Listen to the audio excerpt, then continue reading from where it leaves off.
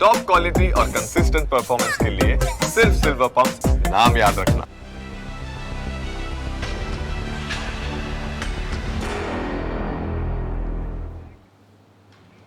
વિસાવદર અને કડીમાં થશે ત્રિપાખીયો જંગ। પેટા ચૂંટણીમાં કોંગ્રેસ અને આમ આદમી પાર્ટી ગઠબંધન નહીં કરે।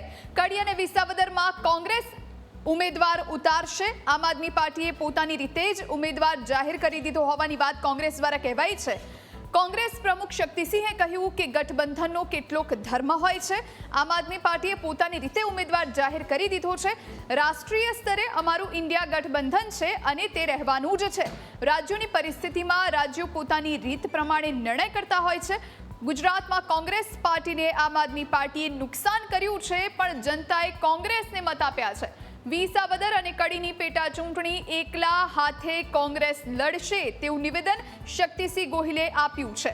જો કે આમ આદમી પાર્ટીના પ્રમુખ ઈસુદાન ગઢવીએ કોંગ્રેસને જવાબ આપતા કહ્યું કે ભાજપ સામે કોઈ લડી શકે તો તે માત્ર આમ આદમી પાર્ટી જ છે। ગુજરાતમાં ત્રીજો પક્ષ ન ચાલ્યો હોવાના શક્તિસિંહ ગોહિલના દાવાનો પણ ઈસુદાન ગઢવીએ જવાબ આપ્યો।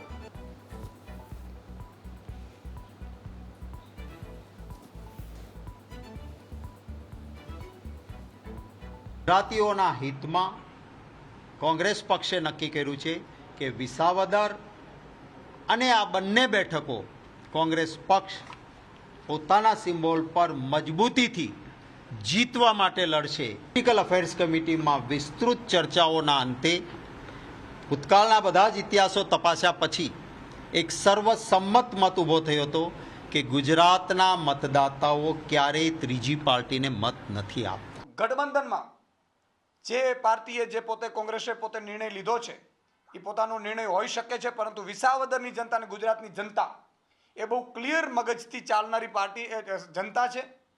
ગયા વખતે પણ ત્રણેય પાર્ટીઓ લડી હતી ત્યાં વિસાવદરમાં કોંગ્રેસને માત્ર 12-14 હજાર વોટ જ મળ્યા છે। બાકી વિસાવદરની જનતાએ આમ આદમી પાર્ટીને મત આપીને ભાજપને હરાવ્યું છે। ગયા વખતે પણ 2022ની ચૂંટણીમાં પણ આમ આદમી પાર્ટીએ 14% મત ઓવરઓલ અને આદિવાસી અને સૌરાષ્ટ્ર વિસ્તારમાં 25% મત મેળવ્યા છે। એટલે એ વાત બધાએ ભૂલી જવી જોઈએ કે ગુજરાતમાં ત્રીજો પાર્ટી એક જ પાર્ટી હવે છે ગુજરાતમાં જે મજબૂતાઈથી લડી શકે છે ભાજપની સામે, ભાજપની અજગર જેવી બરડાને તાનાશાહીથી ગુજરાતની જનતાને છોડાવી શકે છે તો એ આમ આદમી પાર્ટી છે।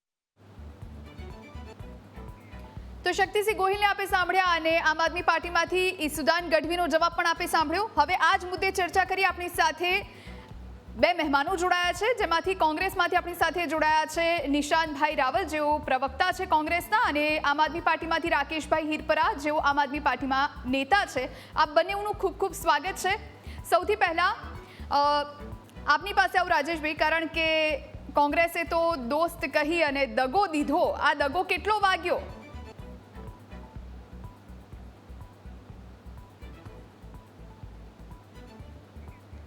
રાકેશભાઈ, અવાજ મળે છે? જી, એક વખત સવાલ રિપીટ કરશો બેન? જી, કોંગ્રેસે પહેલા કહ્યું કે ગઠબંધન કરીશું, પહેલા દોસ્તીનો હાથ લંબાવ્યો હતો અને આ તરફ બનાસકાંઠામાંથી ઉમેદવાર ન ઉતારવામાં આવ્યા, અને હવે જ્યારે વાયદો નિભાવવાનો સમય આવ્યો અને કોંગ્રેસે પાછી પાની કરી લીધી। એ સવાલ તો તમારે કોંગ્રેસને કરવો જોઈએ। અમારી તો લડાઈ સ્પષ્ટ છે। અમારી લડાઈ ભારતીય જનતા પાર્ટીના અહંકાર, ભ્રષ્ટાચાર અને 30 વર્ષના કુશાસનની સામે છે। અને દેશમાં, સમગ્ર દેશમાં જે રીતે બંધારણીય મૂલ્યોની હત્યા થઈ રહી છે, લોકતંત્રની હત્યા થઈ રહી છે, એના માટે આમ આદમી પાર્ટી છેલ્લા 10 વર્ષથી કેન્દ્રની ભ્રષ્ટ ભાજપ સરકાર સામે લડી રહી છે, અને એટલા જ સમયથી ગુજરાતની ભ્રષ્ટ ભારતીય જનતા પાર્ટીની સામે પણ લડી રહી છે, અને આ લડાઈ સતત ને સતત શરૂ રહેશે। કોંગ્રેસે પોતે નક્કી કરવાનું છે કે એ કોની સાથે છે, એ ભાજપના ભ્રષ્ટાચારોની સાથે છે કે વિસાવદરના ખેડૂતોની સાથે છે। અત્યારે વિસાવદર પેટા ચૂંટણીની વાત કરીએ તો વિસાવદર અત્યારે એક મત થઈ ગયું છે કે વિસાવદરના સર્વમાન્ય નેતા માનનીય ગોપાલભાઈ ઇટાલિયા છે, અને વિસાવદરના ખેડૂતોએ પોતાનો ઉમેદવાર નક્કી કરેલો છે। આમ આદમી પાર્ટીએ પોતાનો ઉમેદવાર નથી નક્કી કરેલો। તો હવે કોંગ્રેસે નક્કી કરવાનું છે કે ખેડૂતોએ નક્કી કરેલા ઉમેદવારની સામે છે કે પછી એને શું કરવાનું છે, એ તો એ કોંગ્રેસનો પોતાનો વ્યક્તિગત પોતાની પાર્ટીનો નિર્ણય છે। અમારું તો સ્પષ્ટ છે કે અમે વિસાવદરના ખેડૂતો જે ભાજપના શાસનથી પીડાઈ રહ્યા છે, વિસાવદરના ખેત મજૂરો જે ભાજપના કુશાસનથી પીડાઈ રહ્યા છે, વિસાવદરના પશુપાલકો જે ભાજપના ભ્રષ્ટ શાસનથી પીડાઈ રહ્યા છે, એની લડાઈને વાચા આપવા માટે, એની લડાઈમાં યોગદાન આપવા માટે અને એની લડાઈને મોટા સ્તરે લઈ જઈ અને વિસાવદરના ખેડૂતોને ન્યાય અપાવવા માટે અમે આ ચૂંટણી લડવા માટે જઈ રહ્યા છીએ. ભાજપના 30 વર્ષના કુશાસનની સામે સતત ને સતત આમ આદમી પાર્ટી લડી રહી છે અને રાષ્ટ્રીય લેવલે પણ જે રીતે લોકતંત્રની અને બંધારણીય મૂલ્યોની હત્યા થઈ રહી છે, એના માટે આમ આદમી પાર્ટી ભાજપ સામે લડી રહી છે, લડતી રહેશે. જેને સાથ આપવો એ આપે, ન આપે એમનો વ્યક્તિગત નિર્ણય છે. રાકેશભાઈ, આ સવાલ મારો એટલા માટે આપને હતો સૌથી પહેલા, કારણ કે ઈસુદાન ગઢવી હોય કે ગોપાલ ઇટાલિયા હોય, જ્યારે નામ જાહેર થયું પેટા ચૂંટણી માટે ગોપાલ ઇટાલિયાનું, ત્યારે એમણે કહ્યું હતું કે કોંગ્રેસ ઉમેદવાર નહીં ઉતારે, કારણ કે એમની સાથે ગઠબંધનની વાત પહેલા થઈ ચૂકી છે અને કોંગ્રેસે હવે નિભાવવું પડશે એમની વાતને, અને એટલા માટે હવે જ્યારે નિભાવવાની ના પાડે તો સ્વાભાવિક રીતે આપને જ સવાલ થવો જોઈએ મારો. બિલકુલ, હું તો સ્વીકારું છું, તમે સવાલ કર્યો એની ના હું નથી પાડતો, પણ હવે જેણે ગઠબંધનનો વાયદો નથી નિભાવ્યો, જવાબ તો એ જ આપશે. અમે તો બિલકુલ અમે તો અમારા વચન ઉપર દિલ્હીમાં પણ કટિબદ્ધ રહ્યા અને ગુજરાતમાં પણ કટિબદ્ધ રહ્યા. છેલ્લા 10 વર્ષથી કોંગ્રેસનો એક પણ ધારાસભ્ય દિલ્હીની વિધાનસભામાં ચૂંટાઈને નથી આવ્યો, છતાંય તે સમાંતર 7માંથી 3 સીટ લોકસભાની અમને લડવા આપી. અમારી પાસે અહીંયા આદિવાસી વિસ્તારોમાં અને સૌરાષ્ટ્રના વિસ્તારોમાં જેવી રીતે ઈશુદાનભાઈએ કહ્યું 25% વધુ વોટ શેર ગુજરાતમાં હતો. ગુજરાતમાં 41 લાખ લોકોએ 2022ની વિધાનસભાની ચૂંટણીમાં આમ આદમી પાર્ટીને મત આપ્યા હતા. 5 ધારાસભ્યો ચૂંટ્યા હતા અને છતાંય કોંગ્રેસે એમ કીધું કે તમારે માત્ર 2 લોકસભા ઉપર લડવાનું છે અને કોંગ્રેસ 24 લોકસભાની બાકીની સીટ પર લડી, છતાંય અમે ક્યાંય વિવાદ નથી કર્યો. તો કોંગ્રેસે સમજવાની વાત છે. 5 પેટા ચૂંટણી હતી ગયા વર્ષે, 5 પેટા ચૂંટણીમાંથી ક્યાંય પણ આમ આદમી પાર્ટીએ પોતાનો ઉમેદવાર નથી ઉભો રાખ્યો અને આ વખતે પણ નક્કી હતું કે કડી વિધાનસભામાં પણ આમ આદમી પાર્ટી પોતાનો ઉમેદવાર નહીં ઉભો રાખે, કારણ કે અમારી લડાઈ ભાજપ સામે છે અને વિસાવદરની સીટ જે આમ આદમી પાર્ટીની પોતાની સીટ છે, ત્યાં પણ જો કોંગ્રેસે ઉમેદવાર ઉભો રાખવો હોય તો એ કોને મદદ કરવા ઈચ્છે છે એ એમને પૂછવાનો સવાલ છે, એમની સંસ્થાનો, એમની પાર્ટીનો નિર્ણય છે. નિશાંતભાઈ, જે પ્રમાણે જ્યારે સગવડિયો ધર્મ અપનાવવાનો હતો એવું લાગી રહ્યું છે અત્યારે, જ્યારે જરૂર હતી ત્યારે આમ આદમી પાર્ટીનો સપોર્ટ લીધો કોંગ્રેસ, અને હવે જ્યારે આમ આદમી પાર્ટીને જરૂર છે એટલે કોંગ્રેસે પાજીપાની કરી. આ તો ક્યાંનો ન્યાય? હવે કોંગ્રેસવાળા તો પછી સવાલ ઉઠાવે એ વ્યાજબી નથી? જોઈ, સૌપ્રથમ તો અમારા ગુજરાત પ્રદેશ કોંગ્રેસના પ્રમુખ માનનીય શક્તિસિંહ ગોહિલ સાહેબ અને અમારા CLP લીડર અમિત ચાવડા સાહેબ અને અમારી પોલિટિકલ અફેર્સ કમિટીએ જે આજે ડિસિઝન લીધું છે કે આવનારી વિસાવદરની અને કડીની પેટા ચૂંટણી વિધાનસભાની એ કોંગ્રેસ પાર્ટી પોતાના એકલા હાથે લડશે, એને ગુજરાત કોંગ્રેસના એક કાર્યકર્તા એને આવકારે છે. બીજી વાત, તમારા સવાલનો જવાબ આપવા માંગુ છું કે 150 વર્ષ જૂની ભારત દેશની એક એવી રાષ્ટ્રીય પાર્ટી કે જે હંમેશા ભારત દેશના નાગરિકો માટે, ગુજરાતના નાગરિકો માટે અડીખમ ઊભી છે. મહાત્મા ગાંધીજી અને સરદાર પટેલ સાહેબની આ પાર્ટીના લોકો ક્યારે પણ કોઈ પણ બહારી તાકાત અથવા અંદરૂની તાકાતની સામે ઝૂક્યા નથી. એટલે વિષય ઊભો જ નથી થતો કે 10 વર્ષ જૂની પોલિટિકલ પાર્ટી એ 150 વર્ષ જૂની પોલિટિકલ પાર્ટીને કોઈ રસ્તો અને દિશા બતાડવાની અથવા તો સીટો શેરિંગની વાત કરે, એ ક્યારે પણ સ્વીકાર્ય ના હોય. બીજી વાત છે કે જ્યારે આમ આદમી પાર્ટી કોંગ્રેસ સાથે કોઈ પણ પ્રકારનો ડાયલોગ અથવા ચર્ચા કર્યા સિવાય પોતાના ઉમેદવારની ઘોષણા કરી દે વિસાવદર ખાતે, એ ક્યાંનો વ્યાજબી ન્યાય છે? દરેક ગઠબંધનનો એક ધર્મ હોય છે, નાની પાર્ટી હોય કે મોટી પાર્ટી હોય. ભારતીય રાષ્ટ્રીય કોંગ્રેસે હંમેશા પોતાના ગઠબંધનના ધર્મને નિભાવ્યો છે, પરંતુ એની સામે તમે જોવા જશો તો હિમાચલ પ્રદેશમાં શું થયું હતું તમને ખબર છે? હિમાચલ પ્રદેશમાં આમ આદમી પાર્ટીનું કોઈ સંગઠન નહોતું, કોઈ જગ્યા ઉપર બૂથના એમના કાર્યકર્તા નહોતા, તેમ છતાં બધી સીટો લડ્યા ને. ભારતીય જનતા પાર્ટીને તમારે રોકવાની વાત છે, તમે ભારતીય જનતા પાર્ટીને રોકવાની વાત કરો છો, તો એ સમયે હરિયાણાનો માહોલ તમે પોતે ન્યૂઝ કેપિટલના માધ્યમ દ્વારા બતાવેલો છે, એક તરફી કોંગ્રેસ તરફી માહોલ હતો. ત્યાં વોટોનું ધ્રુવીકરણ કરવાની વાત કોને કરી? ગઠબંધનનો ધર્મ કોણે તોડ્યો? આમ આદમી પાર્ટીએ તોડ્યો. ગુજરાતમાં 2022માં શું થયું? 2002 થી લઈને 2017 સુધી તમે ગુજરાતમાં ભારતીય રાષ્ટ્રીય કોંગ્રેસનો વોટ શેર, પછી ગમે તેવી પરિસ્થિતિ આવી હોય તેમ છતાં 40%થી નીચે ક્યારે પણ ભારતીય રાષ્ટ્રીય કોંગ્રેસનો વોટ શેર નથી રહ્યો. એ સમયે ક્યાં ગયો તો ગઠબંધનનો ધર્મ? એ સમયે ક્યાં ગઈ હતી વાતો કે ભારતીય જનતા પાર્ટીને રોકવાની છે? તમે જો કે જે આમ આદમી પાર્ટી સરકાર રચવાની 2022માં વાતો કરતી હતી, માનનીય ઈશુદાન ગઢવીભાઈને CM કેન્ડિડેટ તરીકે પણ ઉતારી દીધા હતા, એ વખતે તો કોંગ્રેસ સાથે કોઈ ચર્ચા કરવા નતું આવ્યું કે આપણે ભારતીય જનતા પાર્ટીને એકલા હાથે રોકવાની છે, ગઠબંધન કરીને રોકવાની છે. ત્યારે તો કોંગ્રેસ એકલા હાથે લડી હતી, ત્યારે તમને ખ્યાલ નતો આવ્યો કે જે જગ્યા ઉપર તમારું ગઠબંધન તો છોડો, તમારી પાસે કાર્યકર્તા બી નથી, તમારું સંગઠન બી નથી, ત્યાં પણ તમે લડ્યા. એટલે અમારી પોલિટિકલ અફેર્સ કમિટી, માનનીય પ્રદેશ પ્રમુખ અને સીએલપી લીડર અમિત ચાવડા સાહેબે જે નિર્ણય લીધો છે એ બિલકુલ યોગ્ય નિર્ણય છે અને સ્વીકારવા લાયક છે. કોંગ્રેસ એકલા હાથે લડી લેશે ભાઈ, અમે લડીશું. હા, ભલે રાષ્ટ્રીય કેલ્ક્યુલેશન કોઈ ગઠબંધનનું, ઇન્ડિયા ગઠબંધનનું અલગ હોઈ શકે.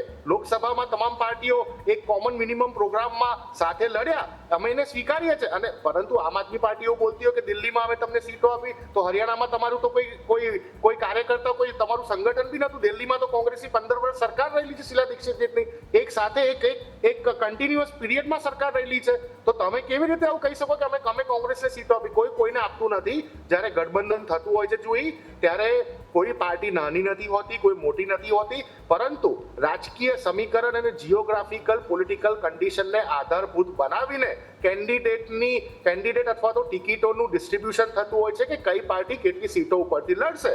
પરંતુ જે રીતે રાહુલ ગાંધીજીએ સ્પષ્ટતા કરી છે કે ભારત દેશમાં, એટલે એમાં ગુજરાત પણ આવી ગયું, ભારત દેશમાં વિચારધારાવાળી બે જ પાર્ટી છે, એક ભારતીય રાષ્ટ્રીય કોંગ્રેસ અને એક ભારતીય જનતા પાર્ટી.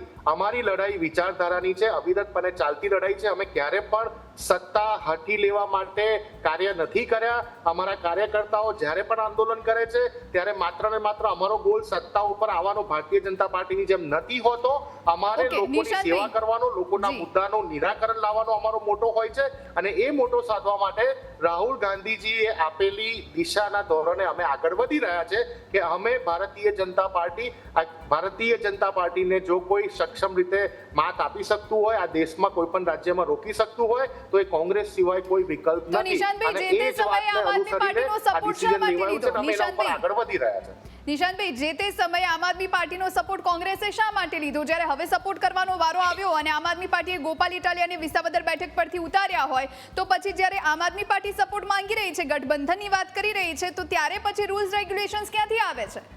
જોઈ, હું ફરી એક વખત તમને સ્પષ્ટતા કરી દઉં, કોઈને સપોર્ટ કરવાની વાત નથી હોતી. જ્યારે બે રાજકીય પાર્ટીઓની વચ્ચે ગઠબંધન થતું હોય છે ત્યારે એ ગઠબંધનનું કારણ, સોરી માફ કરજો, વચ્ચે કોલ આવી ગયો તો શું તમને જોઈ શકો છો? ઓડિબલ છો? જોઈ જી, આપનો વિડિયો પોઝ થઈ ગયો છે નિશાંતભાઈ. ઓકે, જી આવી ગયા. જી ઓકે, સોરી. જોઈ, મારું કહેવાનું ખૂબ જ સ્પષ્ટપણે માનવું છે કે કોઈના માટે કોઈને આપી દીધું એવું નથી હોતું. જ્યારે ગઠબંધન થતું હોય છે ત્યારે કોમન મિનિમમ પ્રોગ્રામના બેઝ ઉપર થતું હોય છે. જ્યારે કોઈ બે પાર્ટી અથવા ત્રણ પાર્ટીઓનું ગઠબંધન થાય, ધારો કે 100માંથી કોઈને 20 સીટ આપવામાં આવે, કોઈને 80 સીટ આપવામાં આવતી હોય, એ ભારતીય જનતા પાર્ટી એનડીએમાં પણ એ સેમ સ્ટાઇલથી થતું હોય છે. આ ગઠબંધનનો નિયમ છે. પરંતુ એ સમયે તમારી કઈ સીટ ઉપર કોનું વજૂદ છે, કયા રાજ્યમાં કઈ પાર્ટીનું મજબૂત સંગઠન છે, કયા શહેરમાં, કયા જિલ્લામાં, કયા તાલુકામાં કોની પાસે બૂથ લેવલના કાર્યકર્તા છે, કોની પાસે આખી સમિતિ છે, એના બેઝ ઉપર સીટોનું શેરિંગ નક્કી થતું હોય છે. નહીં કે તમે 10 વર્ષ જૂની પાર્ટી છો અને તમે ગુજરાતમાં તમામ સીટો ઉપર લડવાનું નક્કી કર્યું, અથવા તમે ગુજરાતમાં તમારું જાતે કોઈ ગઠબંધનના સાથીદારને પૂછ્યા વગર તમારા ઉમેદવારના નામો નક્કી કરીને ડિક્લેર પણ કરી દીધા. આ રીતે ગઠબંધન નથી થતું હોતું. ગઠબંધનની એક લિમિટેશન હોય છે, ગઠબંધનની એક ડિસિપ્લિન હોય છે. એ ડિસિપ્લિન જો કોઈ તોડશે તો ભારતીય કોંગ્રેસ એને ક્યારે પણ સાખી નથી લેતું. અમારા ઇન્ડિયા ગઠબંધનમાં અમારી જોડે 26 અલગ પાર્ટીઓ છે, જેની સાથે મજબૂતાઈથી અમે સંસદમાં પણ અવાજ હાલમાં પણ ઉપાડી રહ્યા છે. જોઈએ, આપના માધ્યમ દ્વારા પણ ગુજરાતની જનતાને જોવા મળે છે. પણ જ્યારે વાત આવે છે વિસાવદર અને પર્ટિક્યુલર કડીની, 2 વર્ષ વિધાનસભાની ચૂંટણીને બાકી છે, એટલે આ પેટા ચૂંટણીમાં આ અમારું પોતાનું ડિસિઝન છે અને અમારા પોતાના ડિસિઝનમાં અમે કોઈને પણ કોઈ પણ પાર્ટીને સ્થાન નથી આપતા કે અમારા પોતાના ડિસિઝન લેવામાં અમને રોકી શકે. આ વાત જો કરવી હતી આમ આદમી પાર્ટીને, તો પોતાનો કેન્ડિડેટ ડિક્લેર કર્યા પહેલા કરવી હતી ને. તમે એક તરફથી કેન્ડિડેટ ડિક્લેર કરી દો છો અને પછી આશા વ્યક્ત કરો છો, અને પછી કોંગ્રેસ પર જ્યારે તમે તમારો કેન્ડિડેટ ડિક્લેર કરો વિસાવદર, ત્યારે તમે ગોપાલ ઇટાલિયા અને ઈસુદાન ગઢવી સાહેબનું તમે સ્ટેટમેન્ટ સાંભળ્યું હશે. એ એક વખત ડિક્લેર કરે છે પછી કહે છે કે અમે કોંગ્રેસ સાથે વાત કરીશું કે અહીંયા તમે જગ્યા ખાલી છોડી દો, અહીંયા તમે ના લડતા, આમ આદમી પાર્ટી જીતી શકે છે. આ તો અમારી બેઠક છે. અરે ભાઈ, ગુજરાત હોય કે ભારત દેશ હોય, કોઈનો રબર સ્ટેમ્પ નથી લાગેલો હતો કોઈ સીટ ઉપર. હમણાં Okay. પણ તમે ઈસુદાન ગઢવી સાહેબનું સ્ટેટમેન્ટ બતાવ્યું કે વિસાવદર બેઠક તો આમ આદમી પાર્ટીની હતી, કોંગ્રેસ કેમ ત્યાં લડી રહી છે? કોઈ બેઠક કોઈની નથી હોતી. તે એ બેઠકની જનતા જનાર્દન નક્કી કરે છે કે આ બેઠક ઉપર આમ આદમી પાર્ટી જીતશે કે કોંગ્રેસ જીતશે કે ભારતીય જનતા પાર્ટી જીતશે. એટલે Okay. આ રીતે અહંકારથી ગઠબંધન જોઈ ક્યારે પણ ના ચાલી શકે. તમે બિલકુલ. આવા સ્ટેટમેન્ટ આપી દો કે દિલ્હી અમારું કોઈનું રાજ્ય નથી હોતું. રાજકીય પાર્ટી તરીકે તમારે ચૂંટણી લડવાની હોય છે. ચૂંટણી એ લોકશાહીનું સૌથી ઇમ્પોર્ટન્ટ એક પર્વ હોય છે. એમાં Okay. જનતા નક્કી કરે છે નિશાંતભાઈ કે આ વખતે સત્તા અમારે કઈ પાર્ટીને આપવી છે, કઈ વિચારધારાને આપવી છે. નિશાંતભાઈ, આપના સવાલોનો જવાબ અને આક્ષેપોનો જવાબ આપણે રાકેશભાઈ પાસેથી લઈએ. રાકેશભાઈ, જે પ્રમાણે નિશાંતભાઈએ કહ્યું કે ઉમેદવારના નામને ડિક્લેર કર્યા પહેલા કોંગ્રેસ અને આમ આદમી પાર્ટી વચ્ચે વાતચીત થવી જોઈતી હતી, જે ન થઈ, અને એમને જે આક્ષેપો લગાવ્યા છે એ આપણે સાંભળ્યા. આપનું શું માનવું છે? ગયા વર્ષે જ્યારે પેટા ચૂંટણીની ચર્ચા હતી અને ભાજપે પેટા ચૂંટણીને અટકાવી, ત્યારની આ વાત નિશ્ચિત જ હતી કે કડી માત્ર 6 સીટ, કડી સાથે બીજી 5 સીટ ઉપર કોંગ્રેસ લડશે અને માત્ર 1 સીટ વિસાવદરની, કે જ્યાં ઓલરેડી 2022ની ચૂંટણીમાં આમ આદમી પાર્ટીએ બહુમતીથી વિજય મેળવ્યો હતો, ત્યાં આમ આદમી પાર્ટી લડશે. આ વાત દીવા જેવી સ્પષ્ટ હતી, ચર્ચાયેલી હતી. અત્યારે પોતાના વચનમાંથી કોઈ ફરી રહ્યું હોય તો એ કોંગ્રેસ ફરી રહી છે. અમે તો અમારા આમાં સ્પષ્ટ દીવા જેવા 2 પિક્ચર છે કે ગયા વર્ષે 5 પેટા ચૂંટણી આવી લોકસભાની સાથે, એમાં આમ આદમી પાર્ટીએ ક્યાંય ઉમેદવાર નથી ઉભો રાખ્યો. આ વર્ષે 2 પેટા ચૂંટણી આવી રહી છે, એમાંથી પણ એકમાં આમ આદમી પાર્ટી ઉમેદવાર નથી ઉભો રાખી રહી. 1 સીટ એવી છે વિસાવદરની જ્યાં 2022માં ઓલરેડી આમ આદમી પાર્ટી જીતી છે, ત્યાં આમ આદમી પાર્ટી પોતાનો ઉમેદવાર ઉભો રાખી રહી છે. હવે આ દીવા જેવું સ્પષ્ટ છે કે આમ આદમી પાર્ટી સંપૂર્ણપણે પોતાનો ગઠબંધનનો ધર્મ નિભાવી રહી છે. બીજી વાત, ફરી વાત કહી દઉં, મારે વારે વારે કોંગ્રેસના પ્રશ્નોના જવાબ નથી આપવા કે અમારી લડાઈ કોંગ્રેસ સાથે છે પણ નહીં. અમારી લડાઈ ભાજપના ભ્રષ્ટાચારો સામે છે અને વિસાવદરના ખેડૂતોને ન્યાય અપાવવા માટે, વિસાવદરના ખેત મજૂરોને ન્યાય અપાવવા માટે, વિસાવદરના પશુપાલકોને ન્યાય અપાવવા માટેની આ અમારી આ લડાઈ છે. જે આ લડાઈમાં ભ્રષ્ટ ભાજપ સામેની આ લડાઈમાં સાથ આપવા માંગતા હોય એમનું સ્વાગત છે. બાકી અમે અમારી લડાઈ લડતા રહીશું અને આગળ વધીશું. વિસાવદરના ખેડૂતો, વિસાવદરના ખેત મજૂરો, વિસાવદરના પશુપાલકો, વિસાવદરના તમામ સમાજ આમ આદમી પાર્ટીની ગોપાલ ઇટાલિયાની સાથે છે. ઓકે નિશાંતભાઈ, મારો સવાલ એક એ અહીંયા થઈ રહ્યો છે કે જ્યારે જે તે સમયે ગોપાલ ઇટાલિયાના નામની જાહેરાત થઈ, ત્યારે કોંગ્રેસના પ્રવક્તા મનીષ દોશી સાથે અમે વાતચીત કરી હતી. મનીષ દોશીએ વખતે એમ કહ્યું હતું કે મવડી મંડળ આ બધું નક્કી કરે છે, જે તે સમયે મીટિંગ થશે અને પછી નક્કી કરવામાં આવશે કે પછી ગઠબંધન કરવું કે હવે નથી કરવું. હવે રાહુલ ગાંધી હમણાં જ આવ્યા ગુજરાતની મુલાકાતે અને તમામ નેતાઓની ક્લાસ લીધી, તમામ સાથે બેઠકો કરી, તો એવું તો શું થયું કે રાહુલ ગાંધીની મુલાકાત પછી આ નિર્ણય લેવામાં આવ્યો? જોઈ, રાહુલ ગાંધીજી સાથે અમારા આલાકમાનની શું મીટિંગ થઈ હોય, શું ચર્ચા થઈ હોય, એ ક્યારે પણ ભારતીય રાષ્ટ્રીય કોંગ્રેસના પ્રવક્તા તરીકે અથવા તો અમારા કોઈ પણ કાર્યકર્તા એને પબ્લિક નથી કરતા હોતા.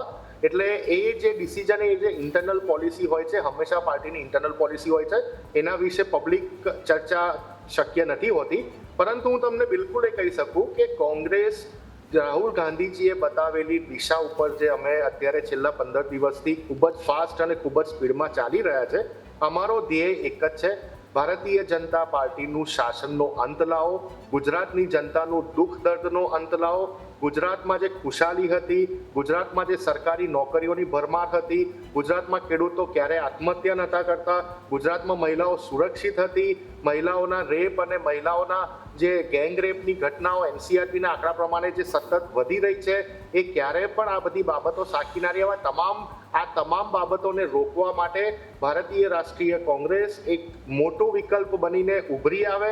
અમે જનતાની વચ્ચે જઈએ, અમે અમારા આંદોલન હજુ પણ વધુ સ્પીડમાં કરીએ, લોકોના મુદ્દા ઉપાડીએ. રાહુલ ગાંધીજીની અમને આપેલી દિશા છે. પહેલા તો અમારા સંગઠનને મજબૂત કરવાની કવાયતો અમે ચાલુ કરી છે. જિલ્લા સ્તરેથી તમે જાણતા હશો કે 4 અમારા પ્રત્યેક જિલ્લા સ્તરે 4 PCCના અને એક AICCના ઓબ્ઝર્વર્સની નિમણૂક થઈ ચૂકી છે. એટલે કહેવાનો મતલબ એ છે, ટોટલ વાત એ છે કે રાહુલ ગાંધીજી સ્પષ્ટપણે માની રહ્યા છે કે જે કોંગ્રેસનો 40% વોટ શેર હતો, એ 5 થી 7% ડિફરન્સના કારણે જો કોંગ્રેસ પાર્ટી 2002 થી, એટલે ખાસ કરીને 2002 થી 40% ઉપર ઊભી થઈ જતી હોય છે અને 5 થી 7%ના માર્જિનના કારણે સરકાર બનાવવામાં અમે નિષ્ફળ રહ્યા છે, અમે સ્વીકારીએ છીએ, તો એ 5 થી 7%નું જે માર્જિન છે, જનતાનું દિલ જીતીને જ અચીવ કરાશે. પછી એમાં ઇન્ડિયા ગઠબંધનની રહી વાત, તો અમે હંમેશા મોટાભાઈ તરીકેની ભૂમિકા ભજવતા આવ્યા છે. તમને ખબર છે કે 2024ની લોકસભામાં ગુજરાત ખાતે જે 2 લોકસભાની સીટો અમે આમ આદમી પાર્ટીને આપી હતી, ત્યાં એમના સંગઠનની શું હાલત હતી, કેટલા લોકો આમ આદમી પાર્ટી છોડીને કોંગ્રેસમાં આવી ગયા હતા, કેટલા લોકો ભારતીય જનતા પાર્ટીમાં જતા રહ્યા હતા, અસંખ્ય સંખ્યામાં મોટા મોટા લીડર પણ એમના જતા રહ્યા હતા, તમને યાદ હશે. તેમ છતાં અમે મોટાભાઈની ભૂમિકા ભજવી હતી. પરંતુ ગઠબંધનમાં તાળી એક હાથે ના વાગે, તાળી 2 હાથે વાગે. દરેક ગઠબંધનનું એક અનુશાસન હોય છે અને અનુશાસનહીનતા ક્યારે પણ ગઠબંધનમાં સ્વીકાર્ય ના હોય. અમે અમારા માર્ગે ચાલી રહ્યા છે, આમ આદમી પાર્ટી પોતાના માર્ગે ચાલે, પરંતુ અમને નિશાંતભાઈ, એટલે વિશ્વાસ એવું છે થયું આમાં, કે આ નિશાંતભાઈ, બંને પેટા ચૂંટણીમાં અમારું પરફોર્મન્સ ખૂબ જ નિશાંતભાઈ, સારું હશે. નિશાંતભાઈ, પહેલે ઇસ્તેમાલ કરે ફિર વિશ્વાસ કરે, એટલે પહેલા યુઝ કરી લીધો, પહેલા જોઈ લીધું કે આ કેટલે સુધી ચાલે એવું છે. હવે આ ગઠબંધનના નામે જે પણ થયું એનું પરિણામ સૌ કોઈની સામે છે. પછી વિધાનસભાની ચૂંટણી હોય કે પછી લોકસભાની કે અન્ય કોઈ પણ ચૂંટણી હોય, એટલે હવે કોંગ્રેસે એવું નક્કી કર્યું કે હવે લડીશું તો એકલા હાથે લડીશું. જુહી, જેમ જેમ સમય જતો હોય એમ દરેક રાષ્ટ્રીય પાર્ટી, દરેક રાજકીય પાર્ટી પોતપોતાની પોલિસી, પોતપોતાની સ્ટ્રેટેજી બદલતી હોય છે. અમે અમારી સ્ટ્રેટેજી અને પોલિસી બદલી રહ્યા છે. અમે અમારી વિચારધારા નથી બદલી રહ્યા. ફરી વખત કહું છું, અમે કોઈનો ઉપયોગ કર્યો નથી. ઇન્ડિયા ગઠબંધનમાં પણ તમને યાદ હશે કે જ્યારે દિલ્હીના પૂર્વ મુખ્યમંત્રી માનનીય કેજરીવાલજી ઉપર જ્યારે ઈડી અને સીબીઆઈની આંચ આવી હતી, ત્યારે પણ રાહુલ ગાંધીજીએ અને પ્રિયંકા ગાંધીજીએ, ખડગે સાહેબે સંસદમાં મુદ્દો ઉઠાવેલો છે. બિલકુલ, કારણ કે અમારું ગઠબંધનનો ધર્મ છે કે જ્યારે 26 પાર્ટીઓ એક સાથે હોય અને 26 પાર્ટીઓમાંથી કોઈના ઉપર પણ રાજકીય દ્વેષના કારણે આંચ આવતી હોય તો મોટા ભાઈ તરીકેની ભૂમિકા ભારતીય રાષ્ટ્રીય કોંગ્રેસે બજાવવાની છે. પરંતુ દરેક રાજ્યની પરિસ્થિતિ, દરેક રાજ્યની રાજકીય જીઓગ્રાફિકલ કન્ડિશન અલગ અલગ હોય છે. હું ફરી વખત કહું છું કે તમને યાદ કરાવું કે હરિયાણાની ચૂંટણી હાલમાં થઈ છે, ગોવાની ચૂંટણી પણ થઈ હતી. ત્યાં કોઈ જગ્યા ઉપર આમ આદમી પાર્ટીનું વજૂદ ના હોવા છતાં પણ તમામ જગ્યા ઉપર એ લોકો લડ્યા, વોટોનું ડિવિઝન થયું અને છેલ્લે આખરે એક એવી વિચારધારા, એક તાનાશાહી વિચારધારાની ત્યાં ફરી એકવાર જીત થઈ અને ભારતીય જનતા પાર્ટી ત્યાં સરકાર બનાવી શકી. તો એ વિચારવાનું કામ આમ આદમી પાર્ટીનું હોવું જોઈએ. ભારતીય રાષ્ટ્રીય કોંગ્રેસ વર્ષોથી આ દેશમાં દરેક રાજ્યોમાં અમે સત્તા ભોગવી ચૂકેલા છે. અમને દરેક રાજ્યોની પરિસ્થિતિ વિશે જ્ઞાન છે. અલગ અલગ રાજ્યોના અલગ અલગ મુદ્દા હોય છે. ગુજરાતના મુદ્દા અને ગુજરાતની હાલની રાજકીય પરિસ્થિતિ, 2025ની પરિસ્થિતિને ધ્યાનમાં રાખીને આ બધા ડિસિઝનો લેવાતા હોય છે. 2022માં શું થયું, 2017માં શું થયું, એ ભૂતકાળ હતો. અમે અત્યારે વર્તમાન અને ભવિષ્યની વાત કરી રહ્યા છે અને ભવિષ્યમાં અમારી સ્ટ્રેટેજી આ રીતે કઈ રીતે આગળ વધતી જશે એ આપણા માધ્યમ દ્વારા જનતા સુધી જતી રહેશે. ઓકે રાકેશભાઈ, આપની પાસે આવું, જે પ્રમાણે નિશાંતભાઈએ તો ઘણી સારી વાત કરી કોંગ્રેસની, પણ આપને લાગે છે કે દિલ્હીમાં આમ આદમી પાર્ટીની જે હાલત થઈ અને જે પ્રમાણે કેજરીવાલની સરકાર પડી ભાંગી અને આમ આદમી પાર્ટીને જે નુકસાન થયું, એના પછીથી કોંગ્રેસના ક્યાંક સૂર બદલાયા હોય? મેં ફરીવાર કીધું કે અમારે કોંગ્રેસ પર ટિપ્પણી કરવી નથી, એણે જોવાનું છે. અને ભાઈશ્રીએ વાત કરી, અગાઉ મેં વાત કરી કે દિલ્હીમાં 3 સીટ લડવા આપી ત્યારે ના પાડતા હતા, પછી હમણાં એટલે કે રાષ્ટ્રીય પાર્ટીનો ધર્મ હોય અને કોઈને આપતું નથી, લોકતંત્ર છે, અને હમણાં પાછી એના જ વાત કરતા હતા કે અમે 2 સીટ લડવા માટે આપી, મોટા ભાઈ છીએ. તો લોકતંત્રમાં કોઈ મોટા ભાઈ નાના ભાઈ હોતું નથી, સમીકરણો જોવાતા હોય છે. રહી વાત દિલ્હી અને હરિયાણાની ચૂંટણીની વાત કરું તો હરિયાણામાં આમ આદમી પાર્ટીને માત્ર 1.53% વોટ મળ્યા. એ ક્યાંય કોઈ કોંગ્રેસને નડી નથી. જ્યારે દિલ્હીના રિઝલ્ટનું એનાલિસિસ કરશો તો ખ્યાલ આવશે કે દિલ્હીમાં ભારતીય જનતા પાર્ટીને જીતાડવા માટે કોંગ્રેસે શું ભૂમિકા ભજવી છે. ખેર, હું ફરી વખત કહું, એની મારે વાત નથી કરવી. ફરીવાર હું તો વારંવાર એ વાત કરીશ કે આમ આદમી પાર્ટીની લડાઈ ભાજપના ભ્રષ્ટ શાસનની સામે છે. અમે એની સામે લડતા રહીશું. જેને સાથ આપવો એ આપે, ન આપવો એ ન આપે. અમારી લડાઈ ભાજપના ભ્રષ્ટાચાર, કુશાસન, તાનાશાહી અને જે રીતે ભાજપ છે એ લોકશાહી અને બંધારણીય મૂલ્યોનું હનન કરે છે એની સામે અમે લડતા આવ્યા છીએ અને લડતા આવીશું. વિસાવદરના ખેડૂતો, ખેત મજૂરો અને પશુપાલકોના પ્રશ્નો બાબતે આમ આદમી પાર્ટી સતત લડતી આવી છે અને લડતી રહેશે. જેને સાથ આપવો હોય એનું સ્વાગત છે. બાકી વિસાવદરના ખેડૂતો અમારી સાથે છે અને અમે આ લડાઈને લડીશું અને જીતીશું. ઓકે નિશાંતભાઈ, કારણ કે આ તરફ ગોપાલ ઇટાલિયાને મેદાને ઉતારવામાં આવ્યા છે વિસાવદરની પેટા ચૂંટણીમાં, ભારતીય જનતા પાર્ટીનો જે કેન્ડિડેટ હશે, જે ઉમેદવાર હશે, એ પણ સ્વાભાવિક રીતે સ્ટ્રોંગ જ હોવાનો છે. હવે કોંગ્રેસ કઈ રીતનો ઉમેદવાર નક્કી કરશે, કારણ કે આગળની રણનીતિ હવે કઈ રહેશે એની ઉપર પણ નજર. જોઈ, પહેલા તો તમે જે બોલ્યા એના ઉપર હું ફોકસ કરવા માંગીશ કે ભારતીય જનતા પાર્ટીનો કેન્ડિડેટ સ્ટ્રોંગ હશે. હું તમને કોરા કાગળ ઉપર લખીને આપું છું 182માંથી અત્યારે 162 જેટલા ભારતીય જનતા પાર્ટીના ધારાસભ્યો છે, એ લોકોનું કોઈ એક વિધાનસભાની ચૂંટણીમાં ભારતીય જનતા પાર્ટીનો કમળનો સિમ્બોલ હટાવી દો, જો એમની ડિપોઝિટ પણ બચે છે કે નહીં, આવી હાલત થાય છે કે નહીં.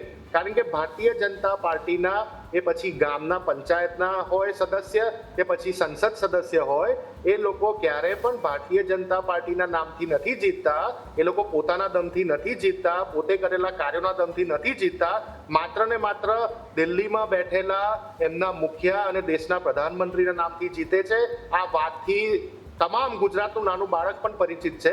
જ્યારે ભારતીય રાષ્ટ્રીય કોંગ્રેસના ઉમેદવારો જે લડે છે, જીતે છે, જેમને ટિકિટ આપવામાં આવે છે, એમને વર્ષો વર્ષ સંઘર્ષ કરેલા હોય છે, લોકોની વચ્ચે રહેલા હોય છે, સમસ્યાઓ ઉપાડેલી હોય છે. ખાસ કરીને વિસાવદર ને કડી જેવો વિસ્તાર હોય, જ્યાં ખેડૂતોની સમસ્યા બહોળાપણે હોય, જ્યાં ઇન્ફ્રાસ્ટ્રક્ચરની કમી હોય, જ્યાં ઇન્ટરનેટ કનેક્ટિવિટીની કમી હોય, વીજળીના પ્રોબ્લેમ હોય, પાણીના સમસ્યાઓ ખૂબ જ વિકરાળ બની ચૂકી હોય, એવી જગ્યા ઉપર અમારા પાર્ટીમાંથી એવા કેન્ડિડેટ આપવામાં આવશે. જે રીતે તમે જોયું કે હાલમાં જ અમે થોડુંક કાચું કપાયું ને થોડાક માટે અમે ગુલાબસિંહ અમારા હારી ગયા હતા. એ બેઠક ઉપર અમે ખૂબ જ વાવ બેઠક ઉપર અમે ખૂબ જ મહેનત કરી હતી. અમારા તમામ નેતાઓ, અમારા પ્રદેશ પ્રમુખ, અમારા CLP લીડરે પણ ખૂબ જ મહેનત કરી હતી. તેમ છતાં થોડાક માટે હારી ગયા. એ જ રીતે આ બંને બેઠકો ઉપર અમારું આખું સંગઠન જે પણ ઉમેદવાર હશે એની મદદે આવશે. અમે લોકો એક સ્ટ્રેટેજી, એક પ્લાનિંગથી લોકોના ઇસ્યુ ઉપાડીશું, જનતાના ઇસ્યુ ઉપાડીશું. અમારે કોઈ વ્યક્તિ વિશેષના નામથી નથી જીતવાનું, અમારે અમારા પાર્ટીના સિમ્બોલ ઉપર જીતવાનું છે. એટલે બિલકુલ વિસાવદર, કડી ભલે અત્યારે ખૂબ જ બહોળી બહુમતી હોય ભારતીય જનતા પાર્ટીની ગુજરાતમાં, પરંતુ એના કારણે લોકોની સમસ્યાઓ જતી રહી છે કે તમામ જગ્યા ઉપર રામ રાજ્ય સ્થાપિત થઈ ગયું છે એવું તો છે નહીં. દિવસે ને દિવસે સમસ્યાઓ વિકરાળ બનતી જાય છે.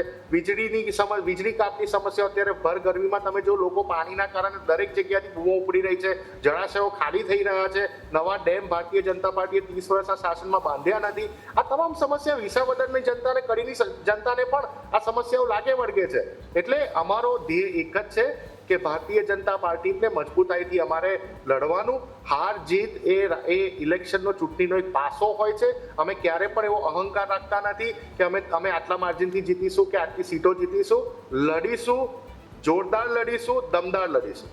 ઓકે, આભાર આપનો નિશાંતભાઈ અને રાકેશભાઈ અમારી સાથે જોડાયા અને આ ચર્ચામાં ભાગ લીધો એ બદલ. તો વિસાવદર અને કડીમાં હવે ત્રિપાંખીયો જંગ જામવાનો છે. પેટા ચૂંટણીમાં કોંગ્રેસ અને આમ આદમી પાર્ટી ગઠબંધન નથી કરવાના. કોંગ્રેસ અને આમ આદમી પાર્ટીના નેતાઓ સાથે આપણે ચર્ચા કરી અને એમાં એમણે પોતાનો પક્ષ રજૂ કર્યો. આ સાથે આ બુલેટિન અહીં સમાપ્ત કરીએ છીએ. વધુ સમાચારો માટે આપ જોતા રહો ન્યૂઝ કેપિટલ.